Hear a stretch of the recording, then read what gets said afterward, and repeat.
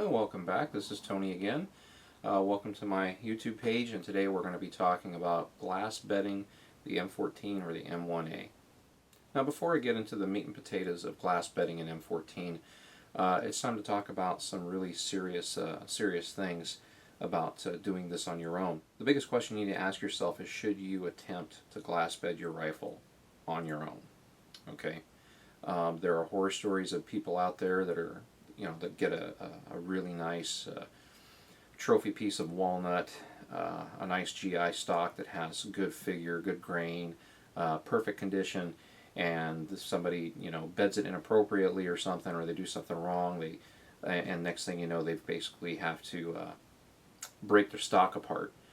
In fact, one very well respected gunsmith told me once that his first bedding job had to be burned off his rifle, and he was trained by someone to do it, and it still happens. So you definitely want to be careful with what you're doing and make sure you weigh out your own abilities before you start doing this on your own.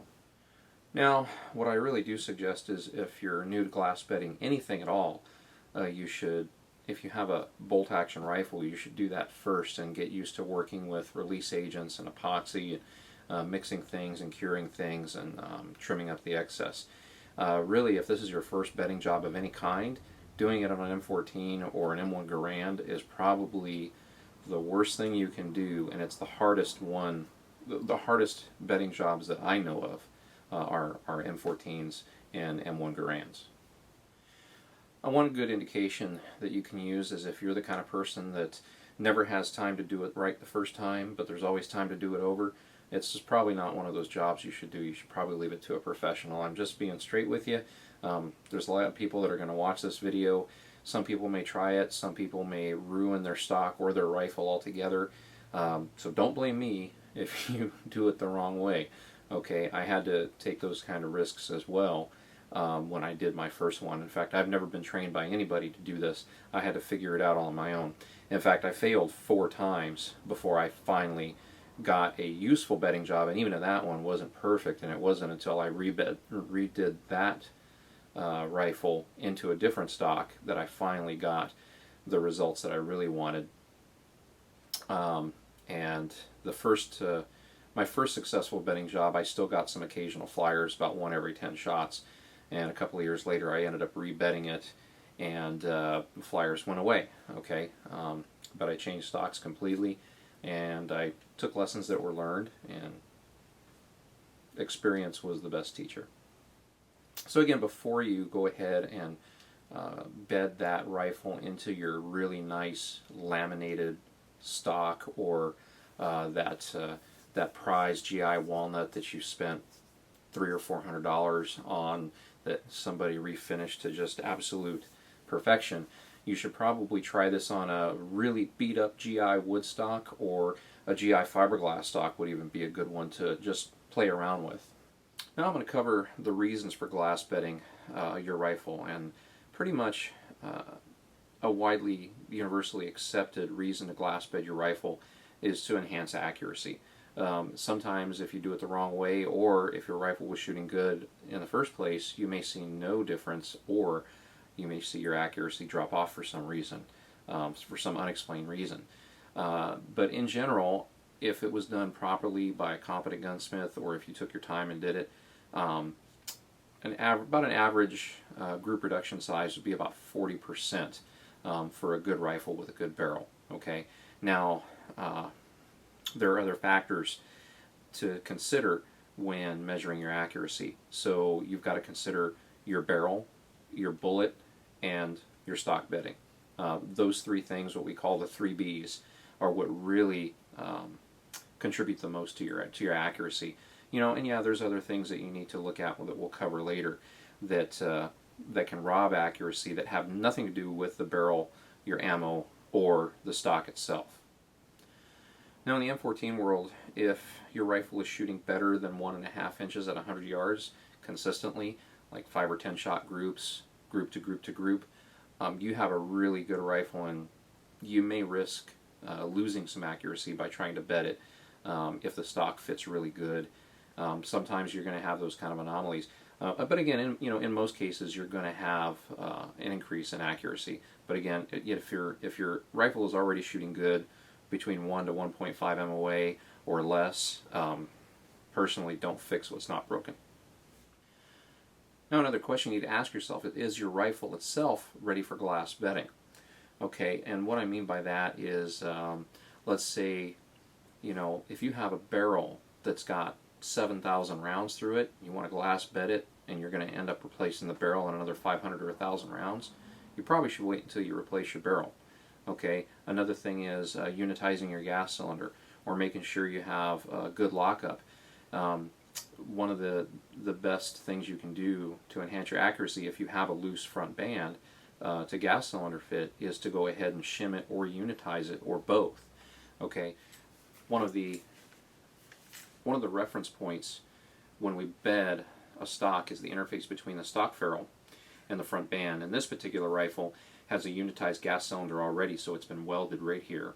So these two pieces are completely, it's been actually welded both on top and bottom, and the gas cylinder and the front band are now one solid unit.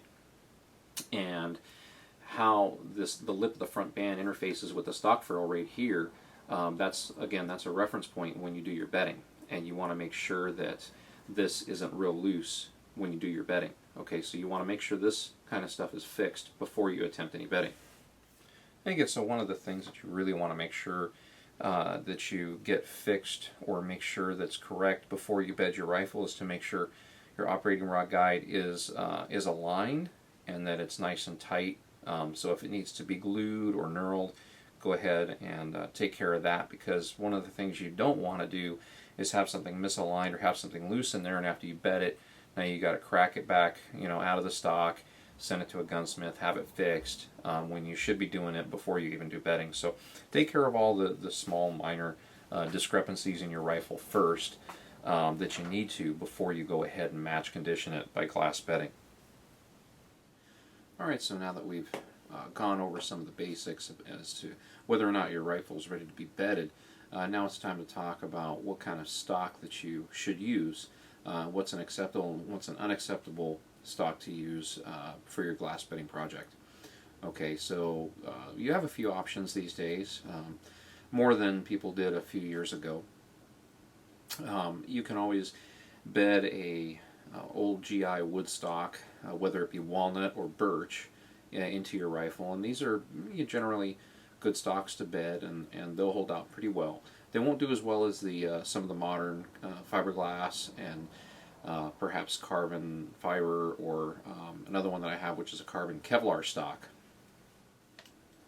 You can always just go with a standard walnut stock. This particular one is a heavier Boyd stock, okay, but the GI walnut stocks work very well too. The GI walnut stocks are going to have a slimmer profile than the current Boyd stocks will, and even some of the other aftermarket walnut stocks are built beefier and thicker than some of the Boyds. Okay, now when given the choice between walnut and birch, even though it's widely accepted amongst the woodworking community that birch is a stronger wood, walnut resists grain compression more than birch. So if you can, pick up a walnut over a birch, but birch will still do just fine. What I have here is an old GI big red birch stock. Okay, this is the first stock that I ever worked on and bedded. This is the one that it took me 4 attempts before I finally got it right. It still survived, and it's still a usable stock. Refinished it. That doesn't look too bad. Anyway, when you do get a used stock or an old wood stock that you want to refinish, one of the things you want to look for is cracks right here in the pistol grip area, okay, because this is the area that's going to give you the most trouble, as well as the forearm. Okay, now also, like say if you're bedding a rear lug receiver, you're going to want the big reds. A Macmillan fiberglass will take a rear lug as well. Okay, now if you notice, I actually have here another GI stock, and what you'll notice here is the big red's here on the left, and the standard profile GI stock is here on the right. The pistol grip area on the birch is much thicker than on the standard GI profile. Okay, so this is where the extra reinforcement really is going to be noticed. Okay, so we're looking right in here. Okay, you see how much thicker this is than this one. Okay. Now again, if you're just using a standard non-lugged receiver, a regular GI walnut will work just fine. Now the other area of concern that you want to pay attention to is right here around the front sling swivel. Okay, sometimes people can put nut plates in there and they bed them in there, and sometimes if they put the screws in too tight, it can split the wood, or the stock can just be really old and it'll split anyway. So if you do get a used stock, make sure you squeeze on the forearm and make sure the grain doesn't split along the forearm. Okay. Now the other thing you want to pay attention to is the straightness of the stock. Okay, you want to make sure that it's not, you know, warped or anything like that. You want to have a nice, good, straight forearm that continues straight from front to back. Now what I have here is a standard GI fiberglass stock. Okay, completely unreinforced, just a standard GI stock. Now you'll notice that right around here it tends to get a little bit wavy. Okay, so if you look dead on, you can see it's not really perfectly straight, but it's not really out of alignment either. Okay, but again, what you do want to pay attention to is to make sure the stock isn't twisted or warped. And you'll also notice that on these fiberglass stocks, GI fiberglass stocks, they're not really good for bedding. However, you can alignment bed it, which means you go through the bedding process, but with the expectation that you're just going to get everything in alignment and you're not going to have any rubbing or misalignment here at the stock ferrule. Okay, and the alignment between the front band and the stock ferrule is really, really important. And if this stock is too warped, okay, if it's too warped, or if a wood one is too warped as well, don't even use it. Maybe use it as a practice bedding stock, but don't even use it with any real accuracy expectations, because there's too much misalignment and it's going to cause you more problems down the road. Now, as far as the GI fiberglass stock, again, you can route the areas here in the receiver, and you can still bed it just like you would a match rifle, but only to get alignment between the receiver,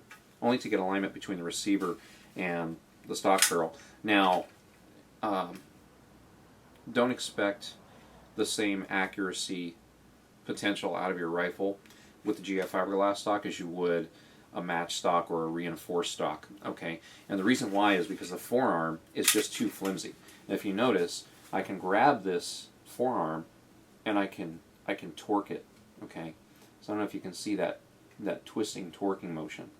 Okay, it takes a bit of force, you know, and so basically the GI fiberglass stocks are just too weak in the forearm area. And what I also have here, this particular rifle has a carbon graphite Kevlar stock, and I had originally bedded another rifle into this particular one. Worked very, very well. I stopped getting the flyers that I used to get when I had bedded my big red birch stock, and I would love to take this action out of the stock and show you what it looks like inside. However, it's just working really, really well right now, and I don't feel like going through the hassle of removing it, putting it back in, resettling the shots, and possibly having a zero shift. This is one of those cases where if it ain't broke, don't fix it and don't mess with it. So this one's shooting real good. I'm not touching it, but I did want to show you this particular stock. Now there's some other, again, the Macmillan fiberglass stocks are excellent stocks. However, they're going to be very, very heavy. This particular stock, again, this is a carbon graphite Kevlar stock. There's only a few made. You can't find them anymore. There's a few of them floating around there. But this one here is quite a bit lighter. It's right around the same weight as a GI fiberglass stock. However, the forearm is just absolutely rock solid. You can't move it, not without some real excessive force. Okay, and you'll notice that I have some really good draw pressure up here in the front, which is what we really want. Okay, it takes a few fingers for me to go ahead and separate this front band and the stock ferrule. Okay. And again, you'll notice that my alignment here on the front end is working out real well. I actually didn't bed this action into this stock. I actually had to clear some bedding out just to get this action to fit, but it fits basically like a bedded stock, simply because the first receiver that was in here was an LRB, and this is another LRB as well.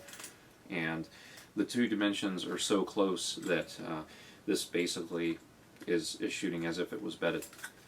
And I have seen an accuracy improvement between switching from a GI fiberglass stock, completely non-reinforced, to this kind that is reinforced.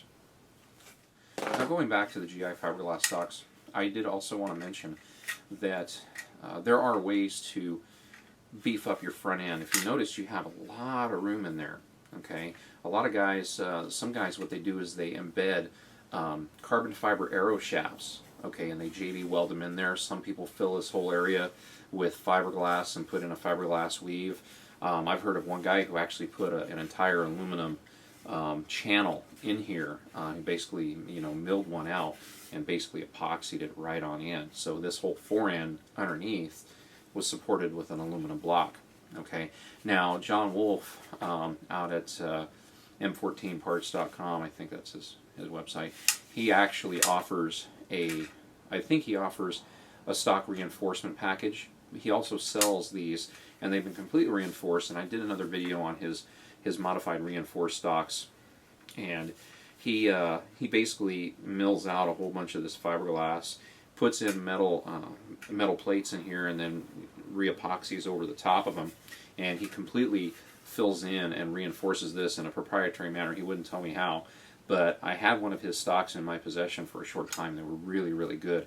And those are good fiberglass, GI fiberglass stocks for bedding. Okay, so if you're going to use one of his is really good to use. Okay.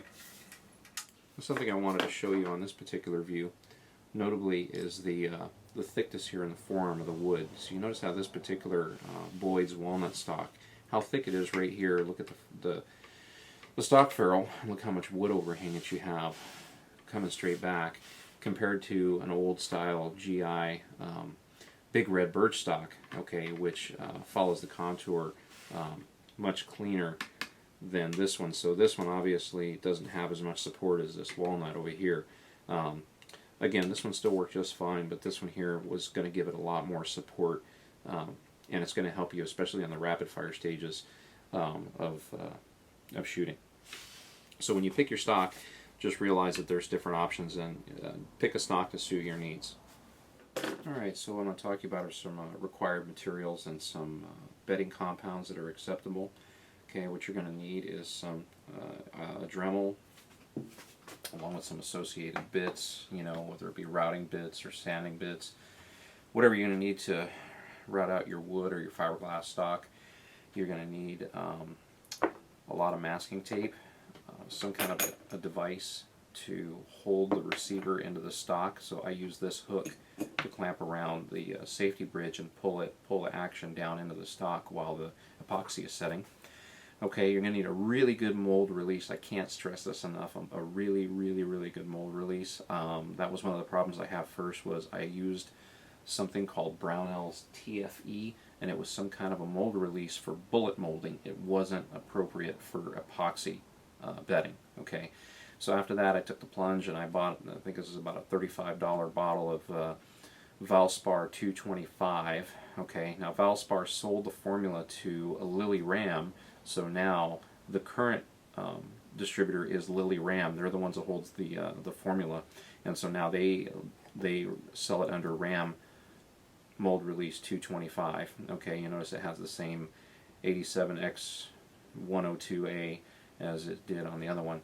So you can't get it from Valspar anymore. Now you got to get it from Lily Ram. There's a distributor out of California called SureFab, and if you call them up, they have aerosol cans for sale. Okay. Now, as far as bedding compounds goes, a popular one is Marine Tex. It's somewhat difficult to use if you're not familiar with epoxy. Okay, it's very easy to mess up if you don't get the mixture right between the hardener and the base, or whatever it's called. It's not going to set right, or it may not set at all, and it can be spongy if you get the mixture wrong. But this one here so far has yielded the best results for me so far.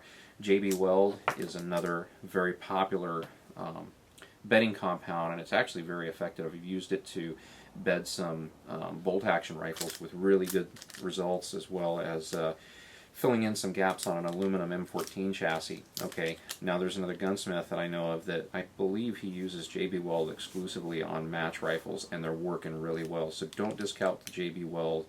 In fact, if it's the first time you've ever done it, go buy a whole bunch of tubes and just use one full pack at a time as you're doing your bedding compound. This way you know that, or as you're doing your bedding, this way you know that you have enough compound to work with, instead of running out and then having to mix up more.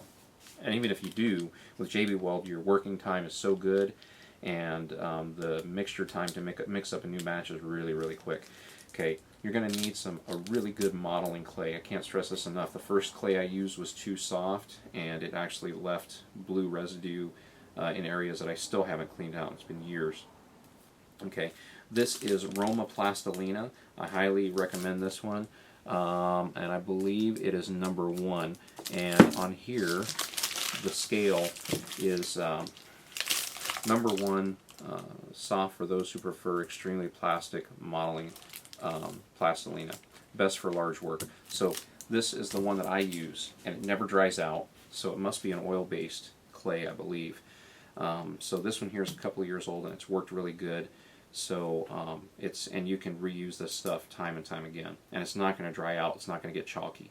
Okay, so again, it's Roma Plastilina. You can get this at a craft warehouse. I had to go to some kind of an art store to get it. You're going to want some clay woodworking tools here. So I have some clay shapers, things that I can use to kind of get the clay into certain areas. This one here is good for slicing and just cleaning up some areas here. Okay, you're going to need a tongue depressor or a popsicle stick. I actually use this a lot to spread my epoxy. You're going to need a razor blade to trim up the clay, some kind of a block or a straight edge that you're going to be able to, you'll see how I use this to put clay in certain places. Okay, a half moon or a rat tail file, you're going to use this to open up the stock ferrule area of your stock. A strip of rubber weather stripping. I'll show you again how to use this and experiment with this as well. Okay, I don't have a coat hanger, however I found this wire thing to just illustrate a coat hanger. So there's one method to set drop pressures with a coat hanger. There's another method which uses a bedding block, and so I put this block between the barrel and the stock somewhere within here, and it hovers the action over the stock, and I'll show you how to use that later. This is actually the one I'm going to be using for this video.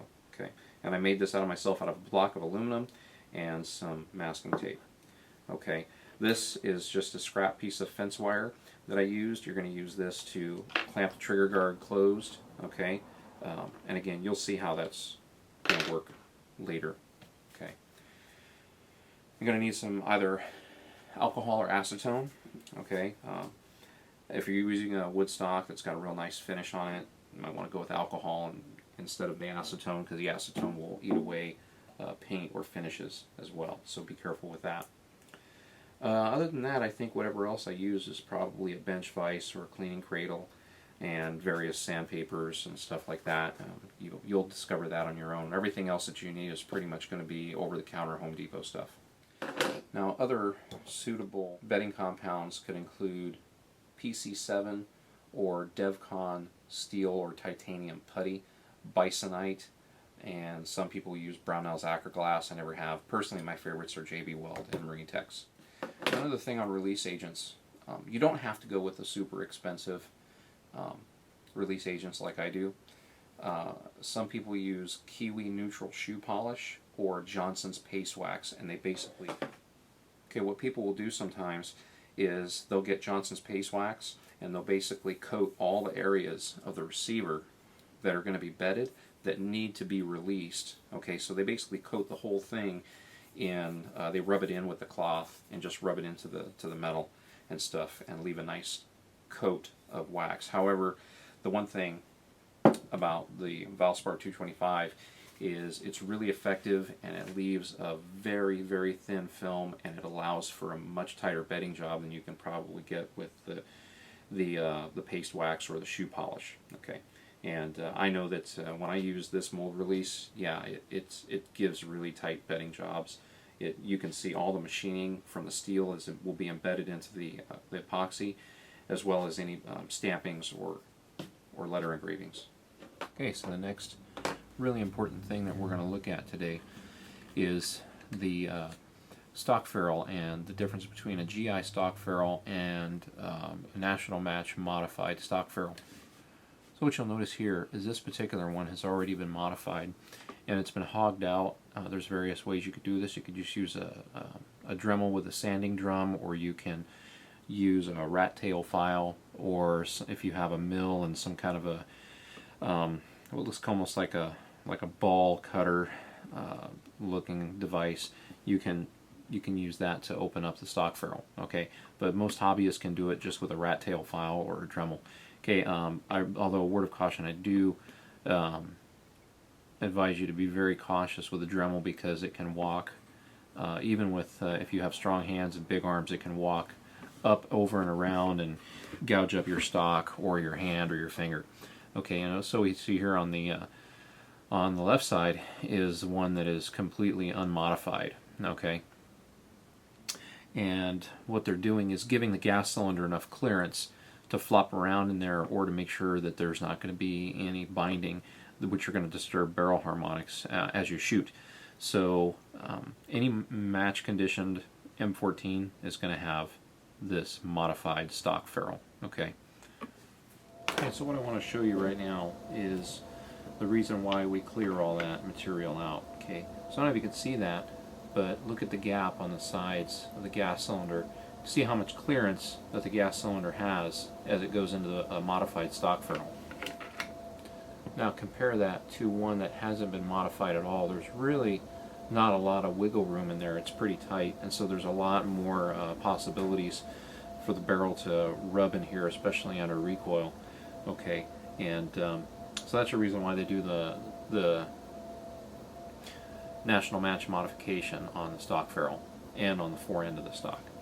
Okay, so before you do anything with the stock ferrule, okay, before you start grinding it away, one, you want to make sure it's secure, and you want to make sure that it's level with the forearm of the wood. Okay, so what I just did on this one, I literally tugged on this stock ferrule, and I can almost pull it off. And as you watch it as I push it in, you'll see it snap back into place. So this thing needs to be secured, and so I'm just going to use some JB Weld, and I'm going to secure it in place. Okay, so here we are. We're right at the receiver heel section of the stock, and pretty much the stock is leveling at about 2 degrees the way I have it set up in the bench vise. As you can see right here, I've moved it to the very edge of the wood on the stock, just behind the stock ferrule, and it's still reading the same 2 degrees. Okay, it's kind of hard to see at this with the camera, but yeah, it's basically reading 2 degrees. Now what I'm going to do is just manually overhang this onto the stock ferrule and check the angle, and it's still sitting right at about 2 degrees. Alright, so now you know that the stock is true between the ferrule, the forearm of the stock, and the heel of the stock. Now you can go ahead and glue this in place, knowing that it's in agreement with the rest of the stock, and you're not going to glue this cattywampus or anything like that, and then you can go ahead and route it. So what I've gone ahead and done here, I removed the stock ferrule. It literally just pulled right off. Mixed up some JB Weld. I degreased this area with just a little bit of denatured alcohol, and the stock ferrule itself, I just hit the inside with some 220 grit sandpaper just to roughen up the surface to give the epoxy something to adhere to, and then I went ahead and cleaned it off with alcohol as well. Try to mask off any areas, or I really try. You need a good quality masking tape, which apparently I don't have.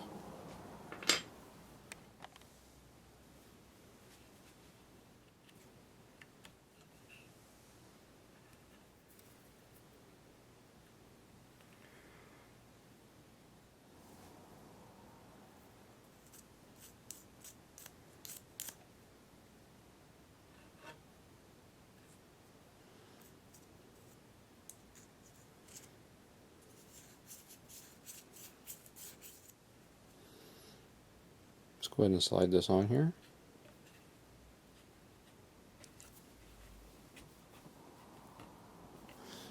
And we'll let that dry for 24 hours.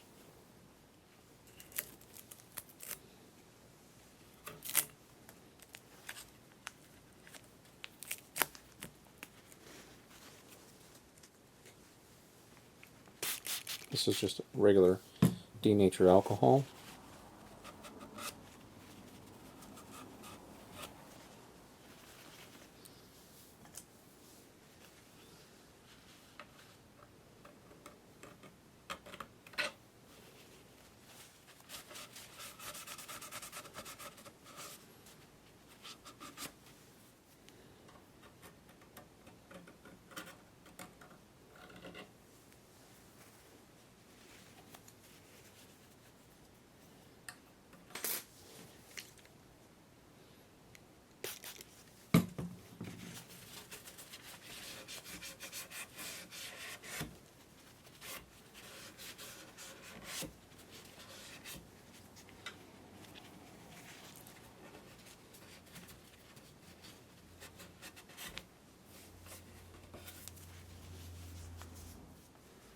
Alright, so as you can see there, we got the ferrule all glued in, and you know, you might see a little bead, maybe not. Alright, good and tight. We'll let that sit for 24 hours, and then we'll start grinding on the stock ferrule. Alright, so as you can see, what I've done is I've gone ahead and opened up the stock ferrule with a sanding disc or a sanding drum on a Dremel and a hand file. You know, you can clean it up better if you like, but personally this is actually just fine. You know, I could probably come and match it up a little bit over here, but for the purposes that we're looking for, this will be just fine. You can hit the ferrule with some sandpaper just to deburr it real quick, and it'll look much better. And then when you're all done, you want to go ahead and treat this bare wood and seal it with some kind of an outdoor sealant. But this here is good enough for a homemade, you know, garage job where you're opening up your own ferrule. What I'm also going to go ahead and show you is now that we've opened it up, you can see how much more clearance there is around the gas cylinder for it to move side to side and stuff. And there's not much up and down because right here the ears of the front band haven't been bent up. When they bend up, this has more vertical play.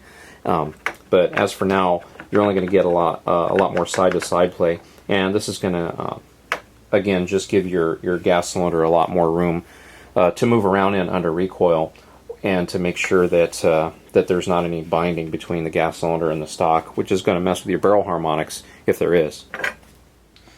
Alright, so now that we went ahead and cleared the stock, before you do anything else, you want to make sure that if there's anything on your action you need to fix, that you go ahead and fix it. So one of the things that I found out about this one is the operating rod guide is misaligned. So right here, if you look dead on at it, you can see right here that there is a pretty bad misalignment. I mean, it's not, I've seen worse, but you can definitely tell that the operating rod is hitting the gas cylinder offset.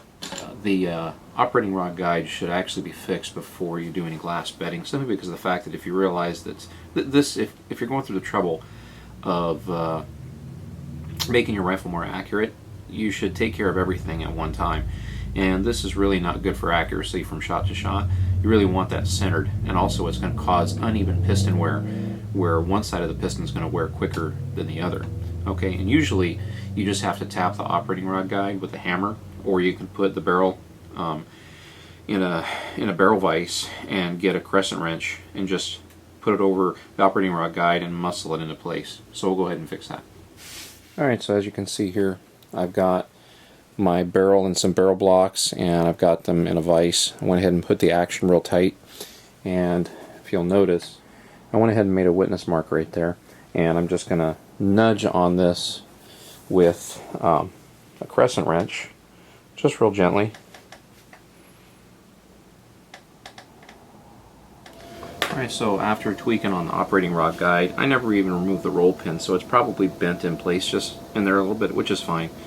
Bottom line is, this is not, the operating rod guide is not loose at all, okay?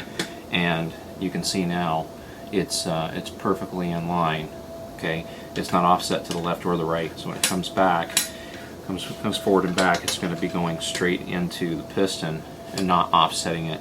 It's not going to be hitting at an offset angle, inducing any kind of horizontal variations in your when you're shooting. So now that that's fixed, we can go ahead and try some the tilt test in the stock. Alright, so what I've gone ahead and done here is I've disassembled my trigger group. I've taken out all the guts, and the only thing that I've left in place now, besides the magazine latch, because that's too big of a pain and it doesn't really matter if you take it out or not, the only thing I've left is the trigger guard and the pin that holds the trigger guard in place. Okay, so what we're going to do is we're going to latch the action into the stock with an empty trigger group, and we're going to do a tilt test. Alright, so as you can see, we've got your action. It's basically stripped. I've got no operating rod spring or guide in there. It's just the operating rod and the bolt. That's all we want. We want to make sure that moves nice and free. Go ahead and put the action in the stock. Make sure your connector pin is in all the way. Now we're just going to get this stock, or this trigger group, and we're going to latch it into place. Okay. So now what that means is I can pull this operating rod all the way back. The action is clamped into the stock. However, I'm not getting any interference between the hammer and the bolt now. So I can actually check the tilt test, do the tilt test to see if it has any hang-ups. Alright, so now go ahead and again do the tilt test. And forward, no problem. Back, no problem. So this rifle passes the tilt test. So basically what this is checking is clearance between your operating rod, okay, and the forearm channel, okay, to make sure that there's no interference or hang-ups in there. Okay, so we know now that we're good on the clearance in here. One thing you do want to check is the clearance underneath the operating rod guide and the stock.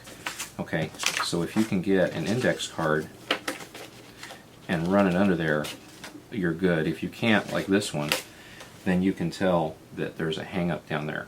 Okay, if the index card's too thick, you know, try a dollar bill, or you know, see if you can get it in there. Now, if there's any doubt, go ahead and unclamp the action. Put your dollar bill down in there. Okay. Now go ahead and put the action back in. Seat the action back in the stock. Okay, now that you seated your action, now if you can pull the 20 out, or if you can pull the money out, or paper, or whatever, then there is clearance. You just couldn't get your paper in there. But because now I can't pull on this at all, that means that it's sandwiched between the operating rod guide and the stock. So now take the action out, and sure enough, if I look in here, you can see right there that there's a contact spot where the operating rod guide has been contacting the stock. And that's not supposed to be there. That's supposed to be free floated, so we're going to have to route out some of that material. Alright, so what I've done there is I went ahead and marked where in the stock that I need to clear my wood out. So go ahead and clear it out, and then you keep checking to make sure that, to see if you still have a hang up or not.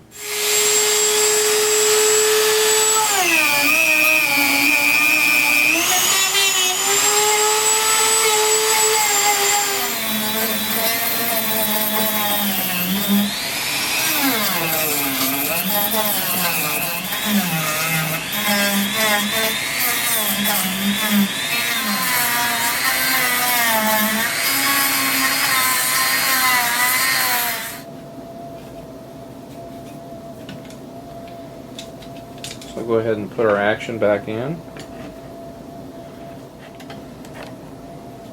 Okay, so I went ahead and put the action back in the stock after routing some wood, and I went ahead and now we can fully slide an index card around there, and so now you know you don't have any more contact there. Okay, and again, while you're here, and while we're here, we can also I can also check out the clearance that you have around the gas cylinder. Okay, and I can basically work some paper around inside the forearm all the way through. So that's basically what you're looking at. So you got a bunch of clearance here, right? A lot of nice clearance there around the gas cylinder, right? And I got a lot of room before it's actually smashed in there. So there's actually, you can push it down and eventually get it to bind, but what you're looking for is that when it's at rest, that you can move the paper, you know, freely. Okay, so the next step is going to be taking your stock liner out, and we're going to be modifying it for glass bedding. Now, if you have one of these Battle Arms development tools, it comes with a stock liner fixture to go ahead and replace or to remove these screws.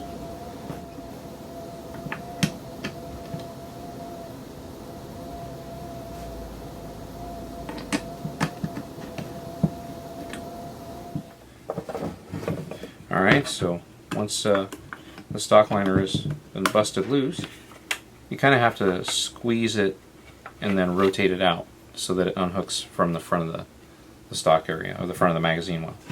Okay, and these are very, very pliable, very easily bent, so you got to kind of be careful. You don't want to bend it too much, but they can be easily bent, but just remember once you put the screws in, it pulls them into shape, so don't worry too much if you do bend it. Okay, so what we're going to do now is I'm going to illustrate to you what we're going to do with the stock liner. And you can see I've made some black Sharpie marks on both sides of the stock liner. And what we're going to do is basically grind, or we're going to cut off that metal from around the stock liner. The reason why we're going to do that is because if we don't, then we're not leaving enough room for the bedding material to actually do any good around the receiver leg. So you can see here how the stock liner fits. You can see here how the stock liner fits around the receiver legs and mates with the receiver. Okay, now if we cut these areas away and we fill it with bedding compound, then your receiver legs are going to have full purchase all around, and it's going to give you better stability and support on your bedding job, and which is going to increase the longevity. Now, there is a way to modify this liner. Unfortunately, I don't know how to do it in a matter where you don't cut this away, but I haven't. It's kind of it must be a trade secret or something. Like I said, I haven't been shown it, so I don't know it. But this is one method that military national match armorers used to bed their rifles, for their rifle teams. Okay, so this does work, and it will last a long time. The other way is a little bit better if you can figure out how to do it. It doesn't include grinding off all this away. But again, I don't know that, or else I would show it on this video.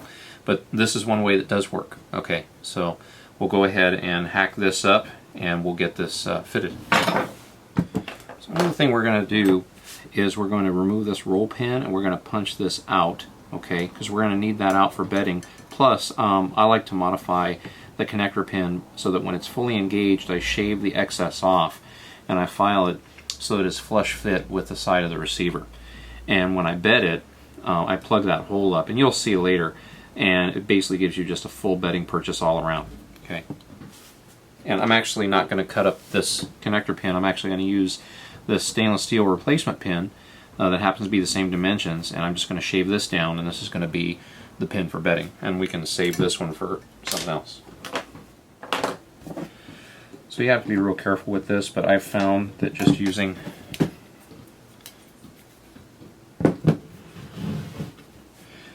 a set of wire cutters, small wire cutters, usually just does the trick. And there we go. Took the pin out, and we actually didn't destroy it this time. Now I can take this pin out, and again, this one here will go in place. Okay. Alright, so one of the things I want to talk to you about also are sharp corners, okay, and machining marks. These sharp edges is the edges should be broken with a with a medium stone, okay. Actually getting an India or an Arkansas stone, okay. And what I have here is a 7.62 millimeter receiver, and you can see the difference. Okay, and in fact, here's another Springfield Armory receiver here, and it has the same aggressive machining marks, okay, as the other Springfield Armory. Okay, you can probably get another look at it there. All right, so this, you can see this particular receiver here. So 7.62mm receivers, if you actually got a good one, they are pretty smooth around the legs, which makes for really good bedding. And also LRB receivers are very smooth as well. I personally haven't handled a Rockola, but I hear the machining on them is pretty good. So you want a nice smooth surface like this.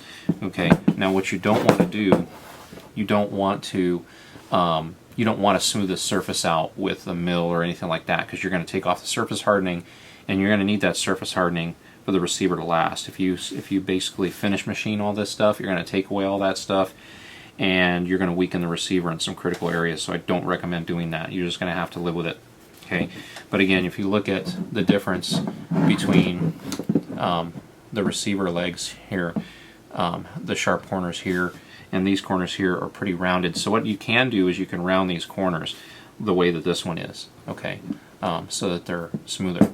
Okay, that's part of, you get what you pay for when you get a receiver. If it's got a real nice surface on it, you can get a nice tight bedding job.